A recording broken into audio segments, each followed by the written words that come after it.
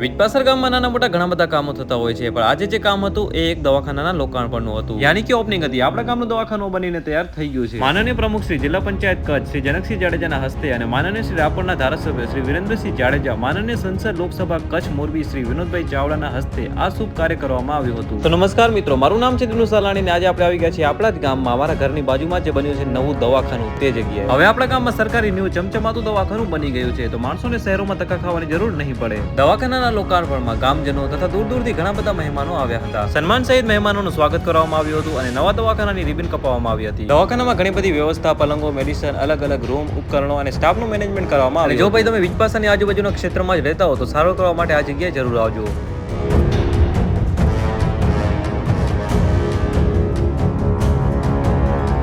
ગુજરાત રાજ્ય સરકાર દ્વારા આયુષ્યમાન આરોગ્ય કેન્દ્ર વિજપાસરમાં એક જોરદાર દવાખાનું બનીને તૈયાર થઈ ગયું છે. ગામજનો પોતાનું જરૂરી કામ મૂકીને લોકાર્પણમાં હાજરી આપી હતી. ગામજનોની આપસી એકતાને ભચાઉ તાલુકાના પ્રમુખ શ્રી જનકસિંહ જાડેજા અને ગામના સરપંચ શ્રી વિક્રમસિંહ જાડેજાના સારા સપોર્ટથી ગામ અત્યારે સારી તરક્કી કરી રહ્યું છે.